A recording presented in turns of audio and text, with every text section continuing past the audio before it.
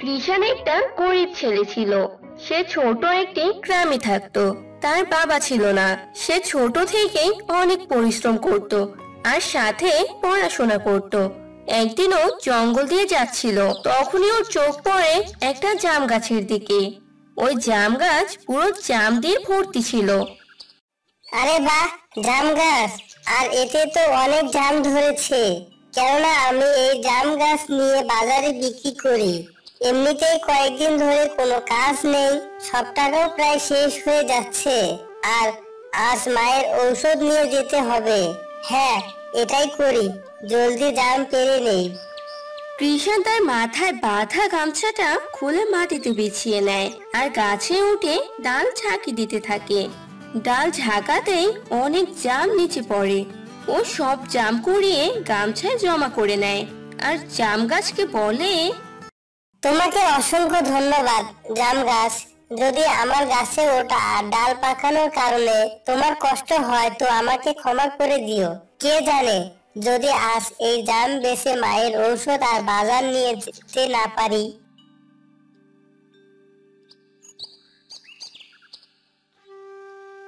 এই বলে গামছায় বাঁধা জামগুলো মাথায় করে বাজারে নিয়ে যায়।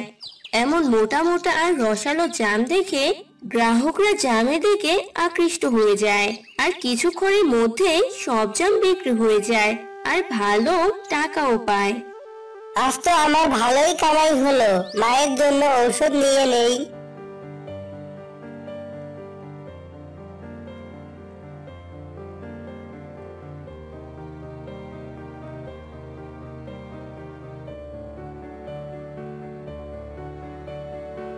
ভাই, এই ওষুধ দেন তো।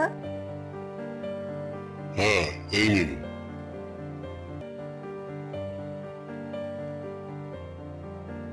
কৃষাণ ওষুধ আর বাজার খরচ নিয়ে বাড়ি চলে যায়। কই ছিলি তুই? আমি সেই কখন থেকে তোর জন্য অপেক্ষা করছিলাম। কি করব মা, আজ কোনো কাজই ছিল না। আমি জঙ্গল দিয়ে আসছিলাম তো একটা জাম গাছ দেখলাম, সেখান থেকে জাম নিয়ে বাজারে বিক্রি করে আমি তোমার জন্য ঔষধ আর বাজার নিয়ে আসলাম। ভালো করেছিস বাবা, ঘরে কিছুই ছিল না। সকাল থেকে তোকে নিয়ে চিন্তা হচ্ছিল। তুই যা, হাত মুখ ধুয়ে নে, আমি তোর জন্য খাবার বানিয়ে দিচ্ছি।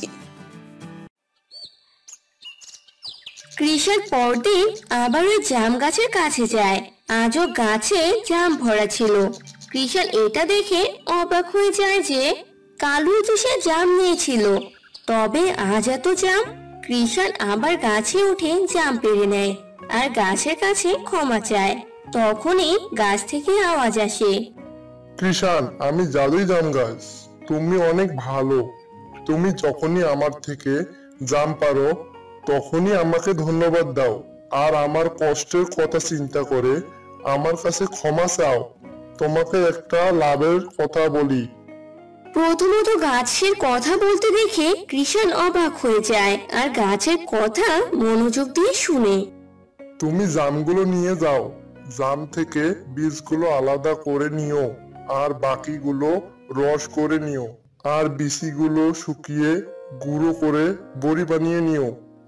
আর যাকে অসুস্থ দেখবে তাকে প্রথমে বড়ি খাইয়ে দেবে, এরপর জামের রস খাইয়ে দেবে।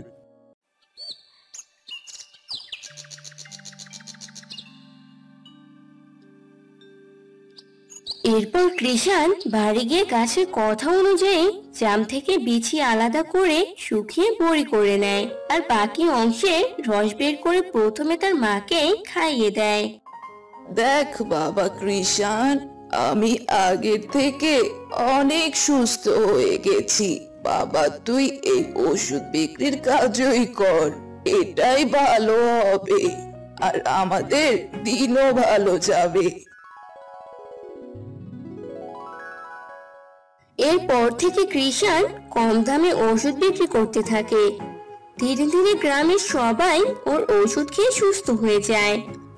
এখন তো কৃষাণ অনেক দোয়া পায়, সাথে টাকাও। এখন তাদের ঘরে আর কিছুর অভাব নেই। প্রতি সপ্তাহে কৃষাণ একবার জাদুর জাম গাছের কাছে যেত আর জাম চাইতো। জাম গাছ তার ডাল নাড়াতো আর প্রচুর জাম পড়তো। কৃষাণ জামগুলো নিয়ে গাছকে ধন্যবাদ দিয়ে চলে যেত। আর অপরদিকে কৃষাণদের পাশের গ্রামের জমিদারের বাড়িতে অনেক বড় দুর্ঘটনা ঘটে যায়। জমিদারের মেয়ে কুমারী চা বানাতে গিয়ে তার মুখ আর হাত পুড়ে যায়।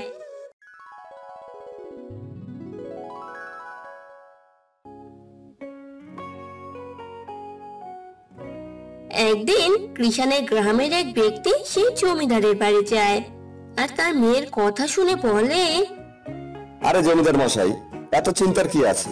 আমাদের গ্রামে কৃষাণের বানানো ঔষধ যে একবার খায় সে খুব তাড়াতাড়ি সুস্থ হয়ে যায়। আমি বলি কি জমিদার মশাই, আপনিও কৃষাণের কাছে যান। যদি সত্যি আমার মেয়ে সুস্থ হয়ে যায় তো আমি কথা দিচ্ছি আমি কৃষাণের বাড়ি সম্পদে ভরিয়ে দেব। তাহলে দেরি কিসের গো, চলো তাড়াতাড়ি আমাদের মেয়েকে নিয়ে যাই কৃষাণের কাছে। কিন্তু কুমারী কারোর সাথে দেখা করতো না, সবসময় মাথায় ঘোমটা দিয়ে থাকতো। যদি ওকে ভুল করে তার মুখ দেখতো, তার মুখ থেকে চিল্লানো বেরোতো। কৃষাণের ঔষধের কথা শুনে খুশি হয়ে যায়, কিন্তু পরক্ষণে তার মন আবার খারাপ হয়ে যায়। মা, কি লাভ বলো তো? ওষুধ আর ডাক্তার তো কম দেখানো হয়নি। এইবার চেষ্টা তো করে দেখি, এবার না হলে আর করব না। এরপর কোন রকম বুঝিয়ে কৃষাণের কাছে নিয়ে যায়। আপনার ঘুমটা খুলুন, না দেখে কিভাবে ঔষধ দিব বলুন তো। এরপর কুমারী তার ঘুমটা খোলে। আচ্ছা, তবে আপনি এই বড়ি খেয়ে নেবেন আর এই কয়টা পুরা অঙ্গে লাগিয়ে দিবেন। দেখা যাবে কি এমন হয়। কৃষাণ মুচকি হাসে। কুমারী তার মা বাবা আর ওষুধ নিয়ে বাড়ি যায়। কৃষাণের কথা মতো পোড়া জায়গায় জামের রস লাগিয়ে নেয় আর বড়ি খেয়ে নেয়। মাত্র 2 দিনেই তার পুরো চেহারা আগের মতো হয়ে যায়। কুমারীর মা বাবা তা দেখে অনেক খুশি হয়। তারা চাইছিল কুমারী আর কৃষাণের বিয়ে দিতে। কুমারী কৃষাণকে পছন্দ করত। জমিদার কৃষাণের কাছে যায়।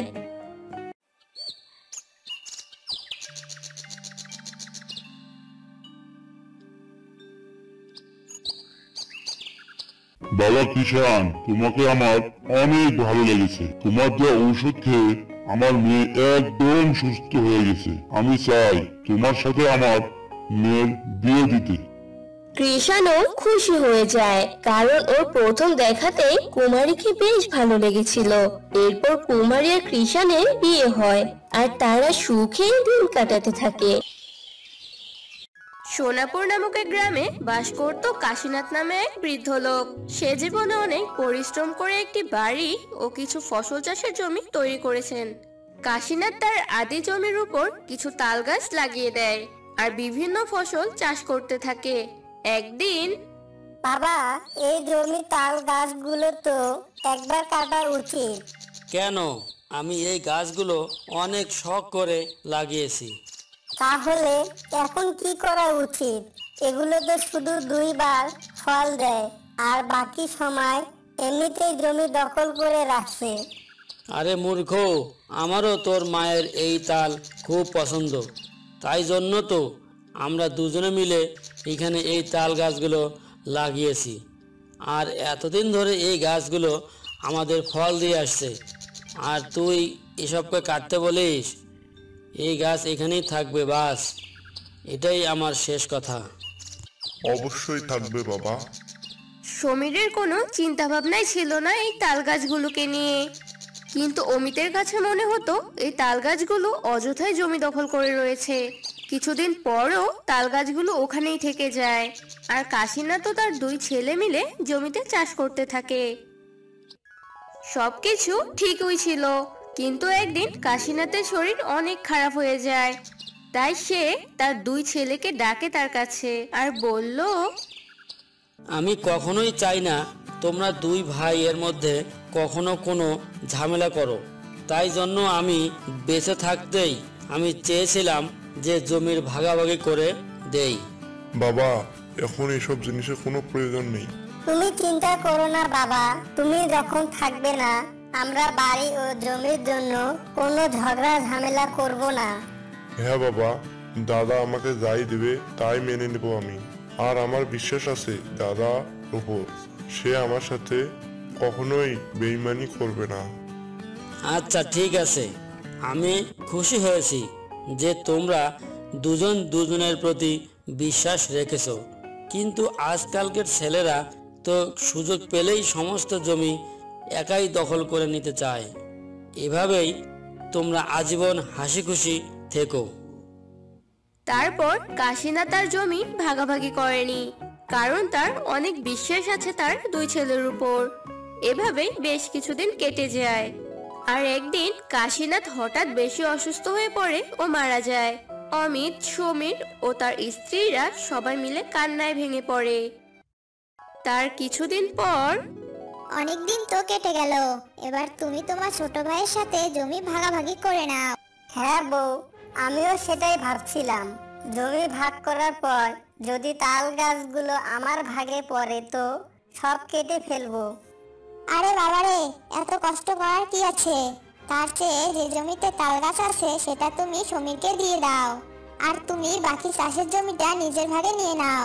ওর যা পরিশ্রম করার তোমার ছোট ভাই নিজেই করবে। তাই তো, আমি তো এটা ভাবি নাই। তারপর অমিত জমি ভাগাভাগির জন্য সমীরের সাথে কথা বলে।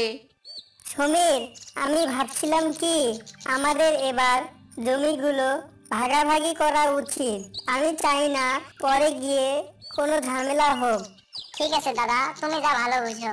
তাহলে আমরা এই বাড়িটাকে অর্ধেক অর্ধেক করে ভাগ করব, আর জমিগুলো। আচ্ছা দাদা, যেটা তোমার ঠিক মনে হয়। তারপর বাড়িটিকে দুজনে অর্ধেক অর্ধেক করে ভাগ করে নেয়, আর মাঝামাঝি একটি দেয়াল দিয়ে দেয়। অন্যদিকে জমিগুলোকেও দুই টুকরো করে ভাগাভাগি করে, আর যত উর্বর জমি ছিল সব অমিত নিজের ভাগে করে নেয়। ও যে জমিতে তাল গাছ লাগানো ছিল সেটা সমীরের ভাগে দিয়ে দেয়। সমীর বুঝতে পারে তার দাদার চালাকি, কিন্তু সে কোনো অন্যায়ের প্রতিবাদ করে না, কারণ সে তার বাবাকে কথা দিয়েছিল যে বাবা যখন থাকবে না তখন কোনো ঝগড়া ঝামেলা করবে না। তোমার দাদার সাথে কথা বলা দরকার। এ তো অন্যায় হয়েছে তোমার সাথে। আমাদের ভাগে তো কোনো চাষেরই জমি পড়েনি, তো আমরা এখন কি করে ফসল চাষ করব, আর উপার্জনই বা কেমনে হবে? আমি দাদার সাথে কোনো ঝগড়া করতে চাই না, কারণ আমি যে বাবাকে কথা দিয়েছি। তাহলে এক কাজ করো, তুমি ওই তাল গাছগুলোকে কেটে ফেলো। আমি তো এটাও করতে পারবো না। কিন্তু কেন? কারণ ওই তালগুলো আমার বাবা মায়ের খুব পছন্দের, যা বাবা মা লাগিয়েছিল, আর তাতে বাবা মায়ের স্মৃতি লেগে আছে। তাহলে আমাদের সংসার এখন চলবে কিভাবে? এখানে তো একটি রাস্তা আছে তাল গাছকে বিক্রি করা। কিন্তু তালগুলো বিক্রি করে তো শুধু 2 মাস চলবে, আর বাকি সময়গুলো আমরা কি করব? দেখতেছি কি করা যায়, একটা তো রাস্তা মিলে যাবে। পরের দিন সমীর জমিতে যায়, আর সে দেখতে পায় জমিতে থাকা তাল গাছগুলোতে অনেক তাজা তাজা তাল ঝুলে আছে। আরে বাহ, এগুলোকে তো পরে বিক্রি করতে হবে। তারপর সমীর তাল গাছের উপরে উঠে আর এক এক করে সমস্ত তাল ছিঁড়ে মাটিতে ফেলে দেয়। বাহ, এবার তো অনেক তাল হয়েছে, এসব বিক্রি করে অনেক টাকা পাবো মনে হয়। তারপর সমীর তাল বিক্রির জন্য ব্যাপারীকে ফোন করে ডাকে, আর কিছুক্ষণ পর ব্যাপারী সেখানে চলে আসে আর বলে, আরে বাহ বাহ, এবার তো দেখছি তাল চাষের ফসল ভালোই হয়েছে তোমার। হ্যাঁ দাদা। এইসব তালগুলোর বিনিময়ে আমি তোমাকে 10,000 টাকা দেব। ঠিক আছে। এরপর ব্যাপারীর কাছ থেকে সমীর টাকা নিয়ে নেয়, আর ব্যাপারী তালগুলোকে গাড়িতে করে নিয়ে চলে যায়। এবার তো ভালোই টাকা উপার্জন হলো, আর না জানি পরের বার কত হবে। এসব ভাবতে ভাবতে সমীর বাড়ি চলে আসে, আর তাল বিক্রির সব টাকা সীমার হাতে তুলে দেয়। এই টাকাগুলো দিয়ে 2-3 মাসের খরচ একেবারে নিয়ে রাখো। আজ তাল গাছের ফসল ভালোই বিক্রি হয়েছে, পরের দিনগুলিতে না জানি কবে উঠবে। ঠিক আছে গো। পরের দিন আবার সমীর যখন তার জমিতে যায় তখন সে বড় চিন্তায় পড়ে যায়। কি ব্যাপার, কালকেই তো আমি সব তাল পেরে বিক্রি করলাম, এক রাতের মধ্যে গাছে তালগুলো আবার ওই থেকে আসলো, এটা তো চমৎকার হয়ে গেছে। তারপর সমীর আবার গাছে উঠে সব তালগুলোকে কাটার জন্য আর তালগুলোকে এক এক করে সমস্ত গাছ থেকে পেড়ে ফেলে। হে ভগবান, তোমাকে অনেক অনেক ধন্যবাদ। সমীর আবার ব্যাপারীকে ফোন দিয়ে তার জমিতে ডাকে, আর ব্যাপারী ওখানে এসে ওই ফসলগুলোকে দেখে অবাক হয়ে যায় ও সমীরকে টাকা দিয়ে সমস্ত তালগুলো নিয়ে চলে যায়। আর সমীর খুশি খুশি মনে বাড়ি ফিরে আসে। সীমা, সীমা, হ্যাঁ, কি হয়েছে বলো? আমি সত্যি এই অনেক নাও খুশি, আজকের ফসলের তোরা টাকা। দুজনে অনেক সুখী কিন্তু হও। কালকেই তো তুমি সব ফসল বিক্রি করলে। হ্যাঁ, কিন্তু জানি না কি করে হঠাৎ চমৎকার হয়ে গেল। আজ জমিতে গিয়ে দেখি গাছে আবার তালগুলো ঝুলে আছে। আমার মনে হয় এ তোমার বাবা মায়ের আশীর্বাদ। হ্যাঁ, তাছাড়া এ জাদু অসম্ভব। দাদা আমাদের সাথে না থাকলে বাবা মা সব সময় আমাদের পাশে আছে। হ্যাঁ গো। এভাবেই সমীর বারবার তাল গাছ থেকে তাল পেড়ে ব্যাপারীর কাছে বিক্রি করতে থাকে। এভাবেই সে অনেক টাকা উপার্জন করে। আর আড়াল থেকে সমস্ত ঘটনা অমিত দেখে। কি ব্যাপার সমীর, এটা কি করে সম্ভব? তুই রোজ রোজ কি করে তালগুলো বিক্রি করতেছিস? কারণ এই তাল গাছগুলো জাদুর, তাই আমি রোজ তাল পেরেছি আর বিক্রি করেছি। দাদা, তোমার তো এই তাল গাছগুলো পছন্দ ছিল না, তাই এগুলোকে তুমি আমাকে দিয়েছো। কিন্তু বাবা মায়ের কাছে তোমার কাজ ভালো লাগেনি হয়তো, তার জন্য আমার কাছে জাদুই তাল গাছগুলো চলে এসেছে। এসব কথা শুনে অমিতের নির্ণয়ের প্রতি খুব আফসোস হয়। যদি সে ঠিকভাবে আজ ভাগাভাগি করত তবে জাদুই তালগুলো তার ভাগে পড়তো আর এতে তার পুরো লোকসান ঘটে যায়। অন্যদিকে সমীর জাদুই তালগুলোকে বিক্রি করে অনেক টাকা উপার্জন করে আর সেই টাকা দিয়ে একটি নতুন বাড়ি তৈরি করে। আর অমিত আগেও যা ছিল এখনো তাই আছে। আসলে কেউ কারো ক্ষতি করতে চাইলে নিজেরই ক্ষতি হয়। একদা এক গ্রামে বাস করত গৌরী তার বাবা রামলালের সাথে। গৌরীর মা অনেক ছোটবেলাতেই মারা যায়। তারপর থেকেই রামলাল একাই গৌরীকে বড় করে তোলে। আর গৌরী ছোটবেলা থেকেই গাছকে অনেক ভালোবাসতো, তাই তার বাবাকে বলে বাড়ির সামনে অনেকগুলো কলা গাছ লাগিয়ে নেয়। সারাদিন গৌরী ওই কলা গাছগুলোকে নিয়েই দিন কাটিয়ে দিত। আবার গাছের সাথে একা একা কথাও বলতো। এতে পুরো গ্রামবাসী ভাবতো গৌরী পাগল। একদিন, জানিস গাছ, আমি তোদের সাথে থাকি বলে গ্রামের সবাই ভাবে আমি পাগল হয়ে গেছি। তোরাই বল, আমি তোদেরকে ভালোবাসি জন্য কি এটাই আমার অপরাধ? গৌরী এই কথা বলতেই কলা গাছটি নড়ে ওঠে। তখনই গৌরী বলে, কি ব্যাপার, নড়ছিস কেন এভাবে? তোদের খিদে পেয়েছে তাই না? দাঁড়া, আমি তোদের জন্য পানি নিয়ে আসছি। এই বলে গৌরী বাড়িতে চলে আসে পানি নেয়ার জন্য। আর যেই গৌরী পানি নিতে লাগে তখনই রামলাল ওকে পিছন থেকে ডাক দেয়। গৌরী, গৌরীর মা, তুই এখনই বাড়িতে আসলি, আর আবার কোথায় যাচ্ছিস? এই তো বাবা, কলা বাগানে যাচ্ছি। ওদের খিদে পেয়েছে তো তাই পানি খাওয়াতে যাচ্ছি। মারে গৌরী, তুই কি পাগল হয়েছিস নাকি? ওরা তোর কাছে খেতে চেয়েছে। হ্যাঁ, চেয়েছে তো। হয়তো ওরা কথা বলতে পারে না, কিন্তু আমি ওদের কষ্ট অনুভব করতে পারি। আর বাবা, তুমিও আমাকে পাগল বললে। আমার বলাতে কি আসে যায় মা? পুরো গ্রামবাসী তো ধরেই নিয়েছে তুই পাগল। প্রতিদিন তোর জন্য আমাকে কত কথা শুনতে হয়। বাবা, তুমি ওদের কথা শুনবে না? কাল থেকে তোমার আর বাড়ির বাইরে যাওয়ার কোনো প্রয়োজন নেই। তুমি আমার সাথে গাছ দেখাশোনা করবে। থাক মা, আমাকে তুই মাফ কর। তোর গাছ তুই পাল, আমার এসবের কোনো আগ্রহ নেই। আচ্ছা, এসব কথা বাদ দে, চল খাবি। একটু দাঁড়াও বাবা, আমি কলা গাছকে পানি খাইয়ে আসছি। এই বলে গৌরী দৌড়ে চলে যায় কলা বাগানে। এই মেয়েকে নিয়ে আমার আর চিন্তার শেষ নাই। এমন চলতে থাকলে তো কেউ গৌরীকে বিয়েই করতে চাইবে না। কি যে করব এখন আমি। এভাবেই রামলাল গৌরীকে নিয়ে ভাবতে থাকে, কিন্তু গৌরীর তো এদিকে কোনো বিষয় কোনো আগ্রহ নেই, প্রত্যাশা নেই। গৌরীর ধ্যান জ্ঞান শুধু কলা গাছের দিকে। বাবা আসো, খেয়ে নিবে, আমি তোমার জন্য খাবার বাড়ছি। দাঁড়া, আসছি। তারপর গৌরী তার বাবাকে খেতে দেয় আর নিজেও খেতে বসে। তখনই রামলাল গৌরীকে উদ্দেশ্য করে বলে, মা গৌরী, একটা কথা বলি তোকে। হ্যাঁ বলো না বাবা, কি বলবে? আমি তোর জন্য একটা অনেক সুন্দর ছেলে দেখেছি। আমি চাই তুই ওই ছেলেকে বিয়ে করিস। কি বলছো বাবা তুমি এসব? আমি বিয়ে করব না। কেন করবি না মা? আমার কথাটা তুই একবার ভাববি না? তুই ছাড়া আমার আর কেউ নেই। তাই আমি চাই, আমি বেঁচে থাকতেই তোর একটা ভালো জায়গায় বিয়ে দিতে চাই। তুমি যাই বলো না কেন বাবা, আমি এই বিয়ে করব না।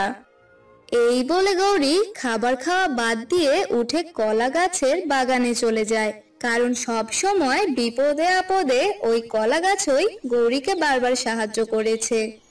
আরে মা, আমার কথাটা তো শোন, খাবারটাও তো খেলি না। রামলাল কোনোভাবেই গৌরীকে বিয়ে করানোর জন্য রাজি করাতে পারলো না। অন্যদিকে গৌরী কলা বাগানে কলা গাছকে জড়িয়ে কাঁদতে লাগে আর বলে, বন্ধু, আমাকে বাবা বিয়ে দিতে চায়, কিন্তু আমি তোমাকে ছাড়া কোথাও গিয়ে থাকতে পারবো না। কি করব এখন আমি? এই বলে গৌরী আবার কান্না করতে লাগে। আর ওর এমন কান্না করা দেখে হঠাৎ কলা গাছ কথা বলে ওঠে, কেঁদো না গৌরী, আমিও তোমাকে ছাড়া যে থাকতে পারবো না। কে কথা বললো? এই বলে গৌরী তার চোখের জল মুছে উঠে দাঁড়ায় আর কলা গাছকে দেখে অনেক অবাক হয়ে যায়। গৌরী, অবাক হয়ে তুমি এত কি দেখছো আমার দিকে? বন্ধু তুমি কথা বলছো, কিন্তু কিভাবে? আগে তো কখনোই কথা বলনি। তোমার কান্না দেখে আমি আর কথা না বলে থাকতে পারলাম না। আমি যে তোমার চোখের জল দেখতে পারি না। তুমি অনেক ভালো বন্ধু, আমি তোমাকে ছাড়া কোথাও যাব না। আমি তোমাকে ভালোবাসি। ওদের দুজনকে এভাবে কথা বলতে দেখে গ্রামের এক মহিলা দাঁড়িয়ে যায়, কারণ তিনি এদিক দিয়েই বাজার যাচ্ছিল। কি রে গৌরী, তুই এখানে কার সাথে কথা বলছিস? আমি তো কাউকেই দেখছি না। এই তো আমার বন্ধুর সাথে কথা বলছি, তুমি দেখতে পারছো না? কোথায়? আমি তো কাউকেই দেখছি না। মা, তুই ঠিক আছিস তো? ওনার কথা বলা শেষ হতে না হতে গাছ আবার কথা বলে ওঠে আর উনি অনেক ভয় পেয়ে যায়। না কাকিমা, গৌরী একদম ঠিক আছে, ও তো আমার কথাই বললো। গাছ কথা বলে, ওরে বাবা, আমি এখানে আর নেই, পালাও পালাও। এই বলে কাকিমা দৌড়ে পালিয়ে যায়। আর এদিকে গৌরী ও কলা গাছ কিছুই বুঝতে পারলো না। এভাবেই 2 দিন কেটে যায় আর রামলাল অনেক জোরজুরি করতে লাগে গৌরীকে বিয়ে করানোর জন্য, কিন্তু গৌরী কিছুতেই রাজি হচ্ছিল না। গৌরী মা, আমার কথাটা তুই শোন, তাতে তোর অনেক ভালো হবে। বিয়েটা তুই করে নে মা। না বাবা, আমি বিয়ে করব না। আর কতবার তোমাকে বলবো? আচ্ছা শোনো, যদি আমাকে বিয়ে করতেই হয় তবে আমার বন্ধুকেই করব। তোর বন্ধু মানে তো ওই একজনই আছে, কলা গাছ। তাহলে কি তুই শেষে ওই কলা গাছটাকে বিয়ে করবি? হ্যাঁ, আমি ওই গাছকেই বিয়ে করব। এখন বলো, তুমি আমাকে বিয়ে দিবে কিনা? অবশেষে রাম গৌরীর জেদের কাছে হেরে যায়। গৌরীর সিদ্ধান্তকে মেনে নিয়ে রাম গৌরীকে তার বন্ধু কলা গাছের সাথে বিয়ে দেওয়ার কথা ভাবে। আর বিয়েও দিয়ে দেয়। আর বিয়ে হওয়ার সাথে সাথেই ওই কলা গাছটি একজন সুন্দর ছেলের রূপ নিয়ে চলে আসে, যা দেখে সবাই চমকে যায়। কি ব্যাপার বন্ধু, তুমি গাছ থেকে এত সুন্দর রাজকুমারের মতো হলে কি করে? আসলে আমাকে এক সাধু বাবা অভিশাপ দিয়েছিল, তাই এতদিন আমি জাদুই কলা গাছ হিসেবে তোমার সাথে ছিলাম। আর তুমি আজ আমাকে বিয়ে করলে, এই জন্য আমার অভিশাপ কেটে গেছে। সমস্ত কথা শুনে গৌরী অনেক খুশি হয়ে যায়, কারণ সে না চাইতেও একজন ছেলেকে বিয়ে করেছে, তাও আবার রাজকুমারের মতো দেখতে একটি ছেলেকে। বাবা, এখন কি বলবে তুমি বলো? আমি কি ভুল সিদ্ধান্ত নিয়েছি? না রে মা, আজ আমি সত্যি অনেক খুশি। তোরা দুজনে অনেক সুখী হ। তারপর রামলাল মেয়ে গৌরী ও তার জামাইকে আশীর্বাদ করে দেয় আর দুজনকে বাড়িতে নিয়ে আসে এবং খুশিতে পুরো গ্রামবাসীকে পেট ভরিয়ে খাবার খাওয়ায় দাওয়াত দিয়ে। আর তারপর থেকে রামলাল তার পরিবারকে নিয়ে অনেক সুখে শান্তিতে জীবন কাটাতে লাগে। বাড়ি এসে লক্ষ্মী গাভীকে খাবার দেয়। পার্বতী, তোর খাবার দিতে আজ বড্ড দেরি হয়ে গেল রে। কি করব বল? আমি একা মানুষ, কোন কাজ ছেড়ে কোন কাজ করব বল? লক্ষ্মী গাভীকে নিয়ে সুখেই দিন কাটাতো। তার মাঝে কোনো দুঃখ কষ্ট কিছুই ছিল না। লক্ষ্মী নামে একটি মহিলা, তার আর কেউ ছিল না। বাড়ি বাড়ি দুধ আর গোবর বিক্রি করে তার সংসার চলতো। বন্যা হয়ে যায়। সেই বন্যাতে লক্ষ্মী তার বাড়ি হারায়। হঠাৎ একদিন ওই গ্রামে মুষলধারে বৃষ্টি হয়। লক্ষ্মী, ও লক্ষ্মী, এদিকে শোনো। হ্যাঁ গো বৌদি, বলো, তোমার কি কিছু লাগবে? হ্যাঁ গো, লাগবেই তো। কাল দুপুরে আমার মেয়ে আর মেয়ের জামাই আসবে। ওরা এলে তো ওদের পিঠা করে খাওয়াতে হবে। তাই তুমি আমাকে 2 কেজি গাভীর দুধ দিও তো। আচ্ছা ঠিক আছে বৌদি, আমি সকালেই তোমাকে গাভীর দুধ দিব। এরপর লক্ষ্মী সেখান থেকে চলে যায়।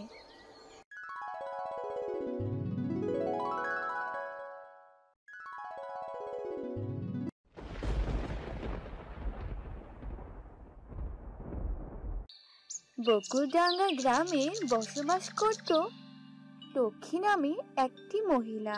তার আর কেউ ছিল না। বাড়ি বাড়ি দুধ আর গোবর বিক্রি করে তার সংসার চলতো। লক্ষ্মী, ও লক্ষ্মী, এদিকে শোনো। হ্যাঁ গো বৌদি, বলো, তোমার কি কিছু লাগবে?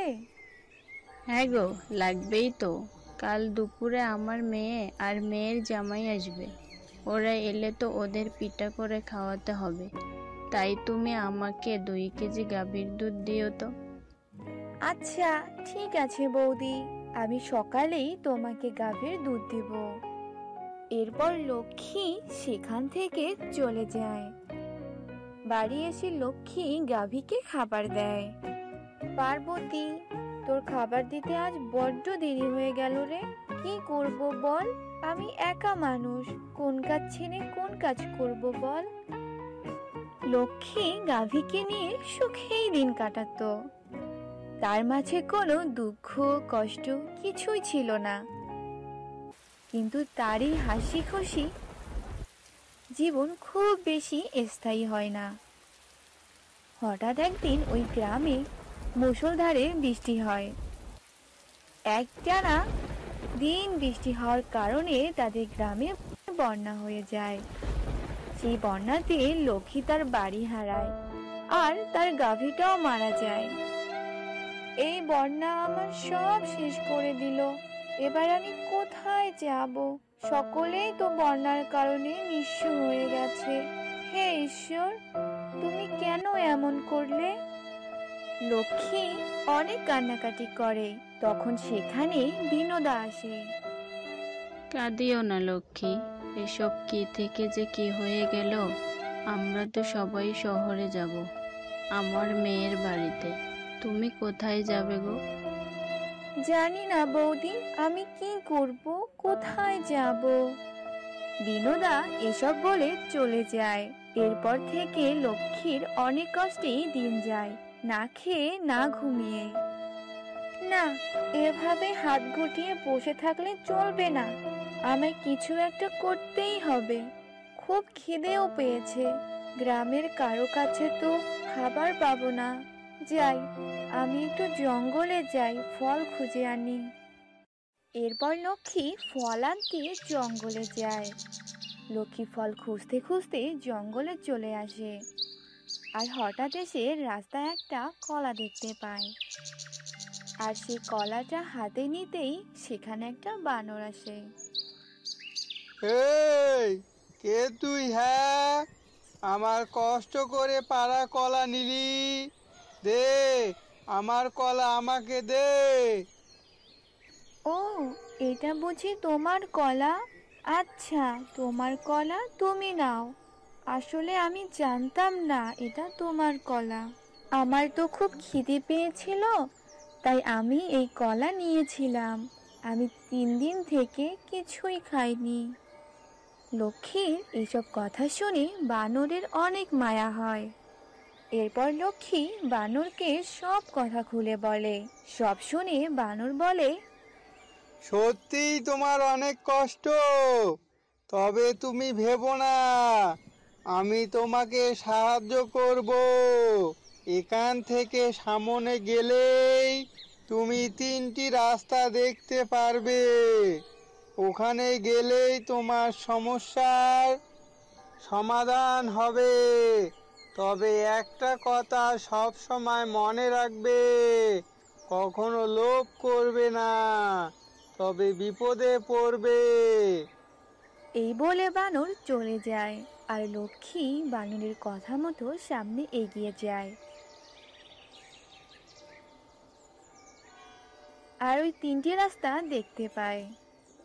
ওই তো সেই 3 রাস্তা।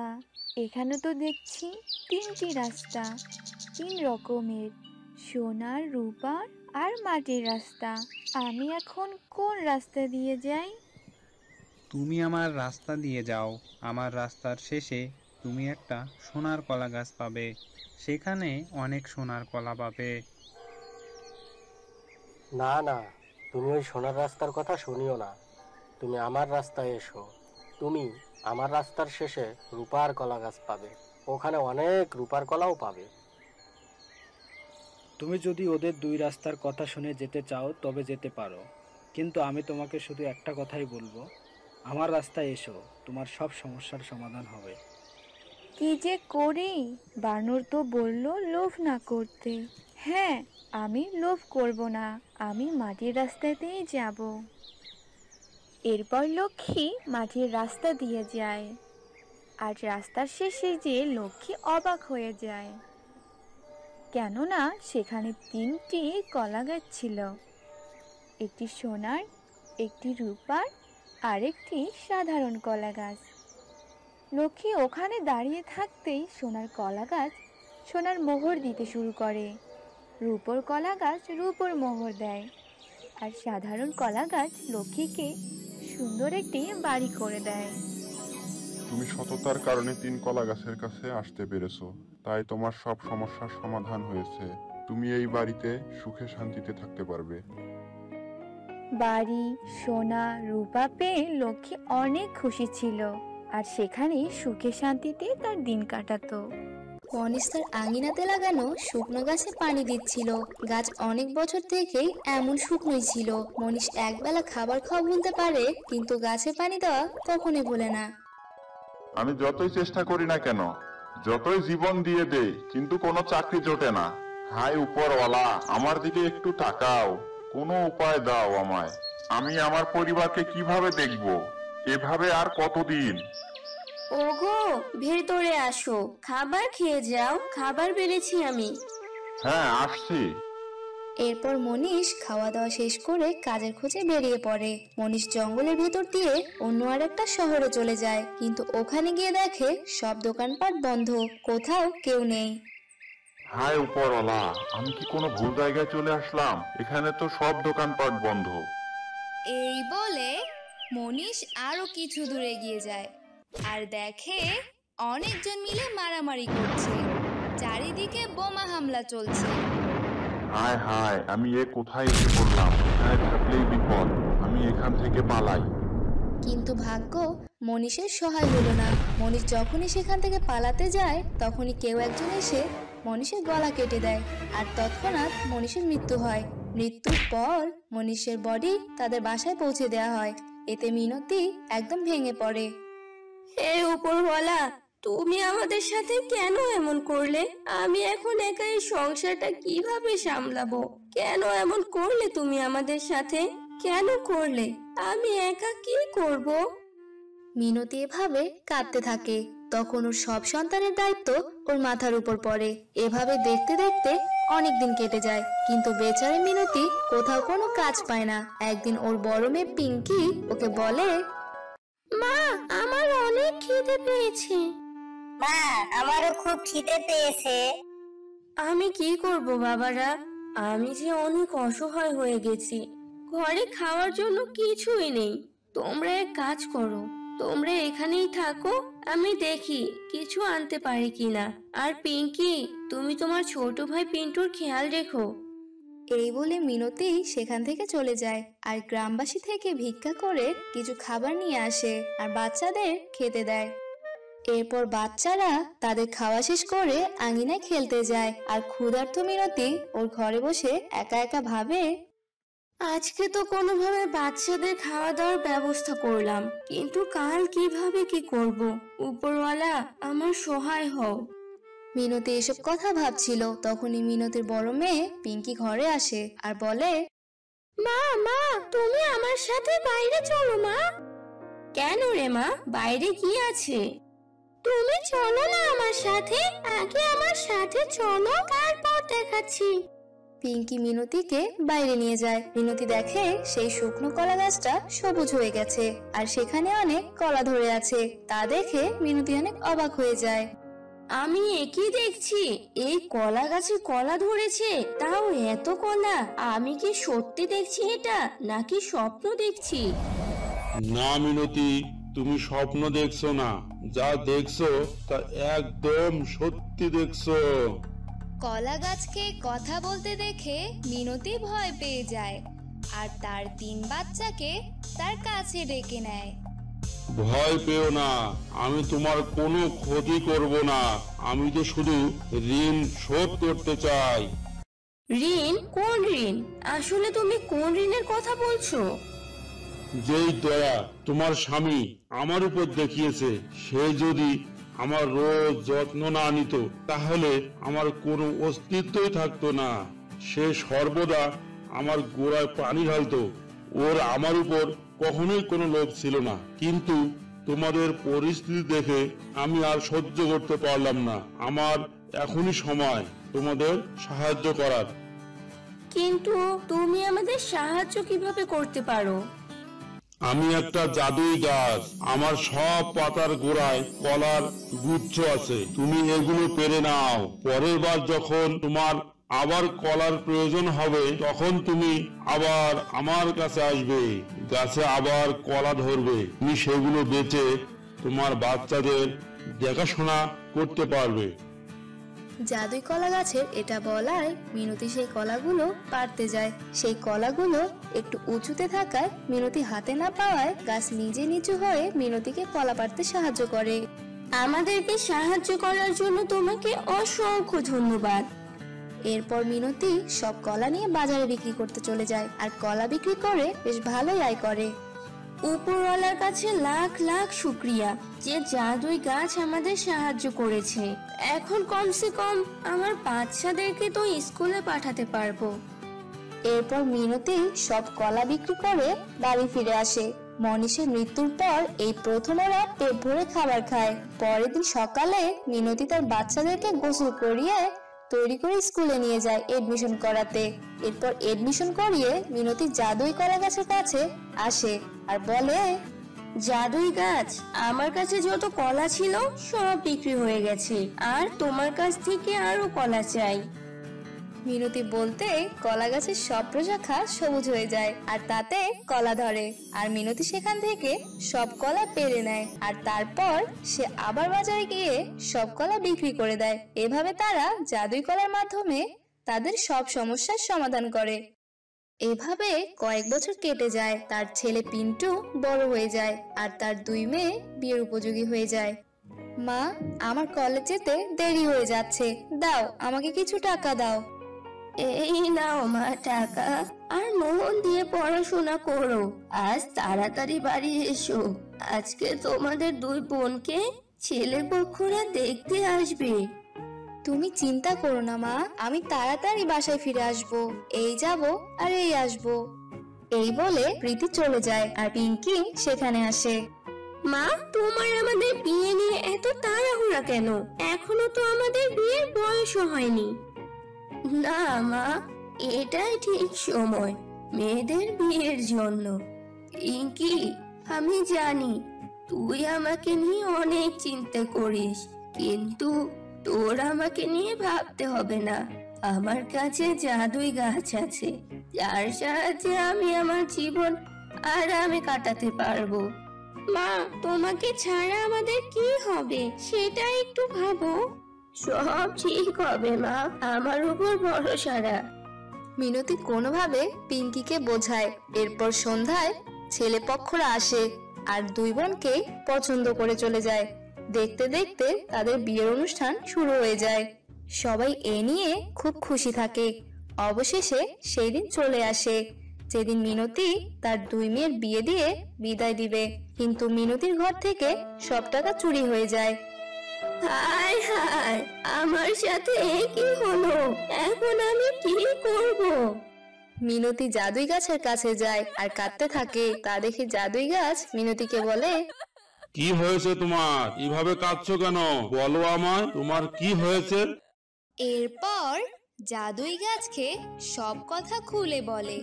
তা শুনে জাদুই গাছ আবারও চকচক করতে শুরু করে আর গাছে সোনার কলা দিয়ে ভরে যায়। শোনো, তুমি তোমার ইচ্ছে মতো এই গাছ থেকে সোনার কলা পেড়ে নিতে পারো আর তা বিক্রি করে টাকা আনতে পারো। এরপর মিনতি গাছ থেকে সোনার কলা পেড়ে নেয় আর বিক্রি করে অনেক টাকা পায়। তা দিয়ে ধুমধাম করে তার মেয়েদের বিদায় দেয়। এরপর মিনতির ছেলে পিন্টুই মিনতির দেখাশোনা করে। তো বন্ধুরা, আমাদের আজকের গল্পটি তোমাদের কেমন লাগলো তা কমেন্টে জানিয়ে দাও। আর এমনই সব মজার মজার গল্প ও কার্টুন দেখতে আমাদের চ্যানেলটি সাবস্ক্রাইব করে বেল বাটনে চাপ দাও। আর হ্যাঁ বন্ধুরা, লাইক, কমেন্ট ও শেয়ার করতে ভুলো না।